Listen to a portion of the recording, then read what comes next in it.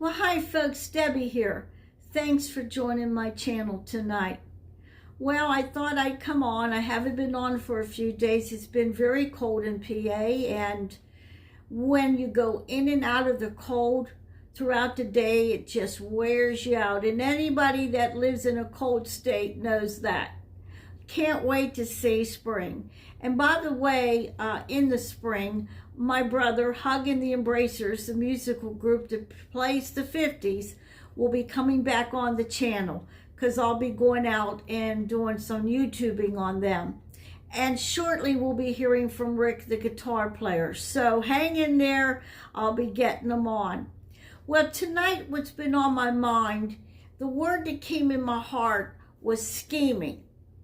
Now, I know everyone out there has faced that situation where someone schemed and it affected your life. Well, what is scheming? Well, think about scheming. It's plotting. It's plotting. It's something that somebody does for their own interest. They're only thinking about themselves. And you find scheming in every generation. And I feel that the generation that we're in now is the worst generation of all for scheming.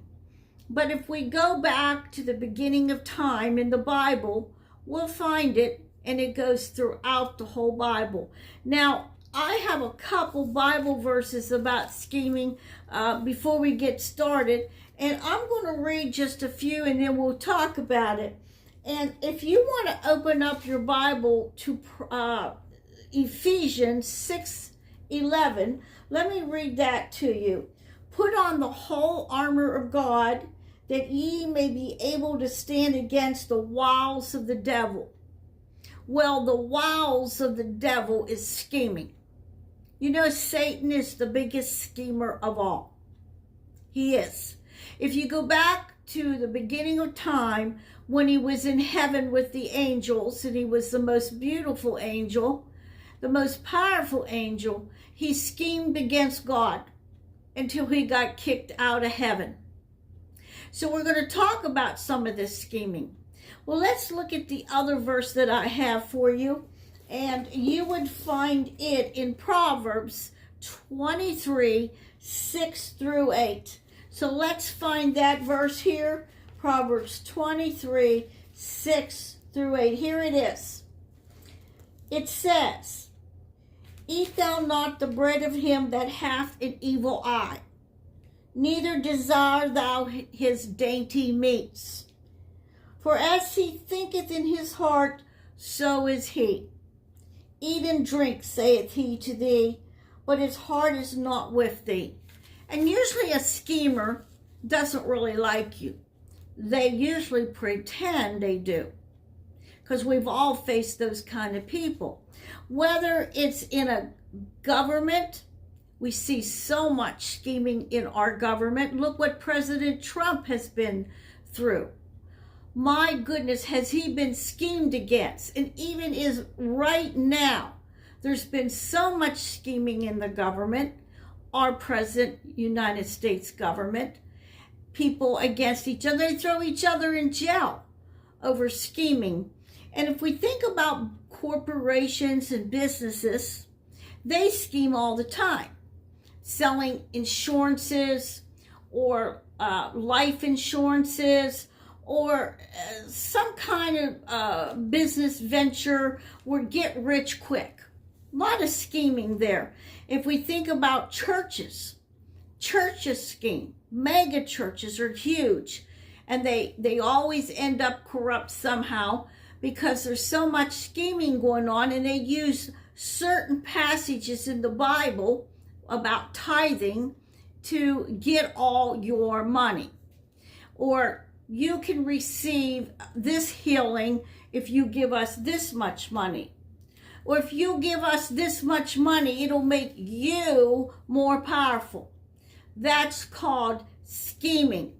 So even in the work environment, every one of us, most of us work, and then you see the scheming among employees. where they are competitive. And so they scheme against other people because they want to climb that ladder of success, and they think they'll get there by scheming. Let's go to the beginning of the Bible. Let's go back and look at the people in the Bible that did some scheming. Well, of course, scheming started in heaven with the devil, and then he got into the Garden of Eden and he schemed against Eve and Adam. It was scheming. He had it all planned before. He knew exactly what he was going to do to cause them to disobey God. If we go back to the time of Noah, okay, and Enoch, there was scheming going on with the fallen angels against God by messing up the DNA, by taking on human women for sex partners so they could create a hybrid generation, trying to mess up what God did in creation. That's called scheming. And then if we want to even move on into the Bible, one of the biggest schemers there ever was, but a man so used by God, was Jacob. He was called the deceiver. He schemed for everything, to get rich quick, to obtain things, and he schemed so much that he and his mother schemed to take away Esau's birthright. They tricked Esau, but they plotted and they planned and they worked it out before they even did it. And his mother's name was Rebecca. So they both schemed. They schemed so bad that Rebecca had to send Jacob to her brother Laban so Esau wouldn't kill him. Now, Laban was a schemer. And talk about reaping what you sow. Jacob schemed against everyone. Well, Laban schemed against Jacob because Jacob fell in love with Rachel. And he thought he was marrying Rachel because he had spoke to her father, and he said, if you let me marry Rachel, I'll work for you for 7 years. So they probably put the veil over her head. And when it was her wedding night, they turned the lights down low. And in the morning, he had the wrong woman. Boy, was he mad. So Laban went on over and talked to Jacob, because Jacob was probably seriously, dangerously mad. He said, well, it's our custom that you have to marry the first daughter, which was Leah. So he had to work out another deal, 7 more years, to get Rachel. So he ended up with those two wives when he started having wives. Now, if you want to continue to go to the Bible, if you know about a person in the Bible that did scheming, put it in the comments section. Now, there was a Ruth, and her mother-in-law was Naomi. And she did some scheming there too to get Ruth with Boaz. So there's a little bit of scheming going on there as well. If you want to get into the New Testament, let's look at the Pharisees. The Pharisees continuously schemed against Jesus. They tried to trick him. They plotted against him. They got together in their own little place and they talked about what they were going to ask Jesus. They tried to frame him in conversation, and they talked very badly about Jesus to the government. So the Pharisees were very bad schemers. And also, we can't forget Judas. Judas was one of the disciples. And my goodness, he was a schemer.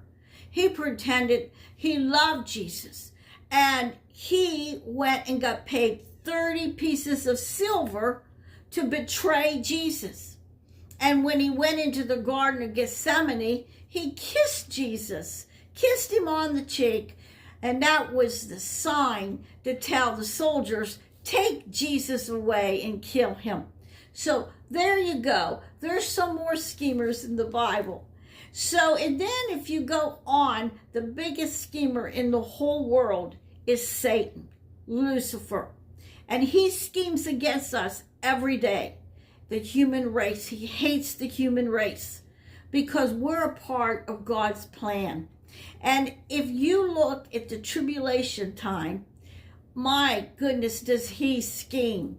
He schemes all the way up. He's scheming right now, working through other people for that time of that tribulation period where the Antichrist and the false prophet come in and make themselves known, and what they do to the human race is unbelievable. So scheming continues and continues and continues. But does God approve of scheming? No. Scheming is evil.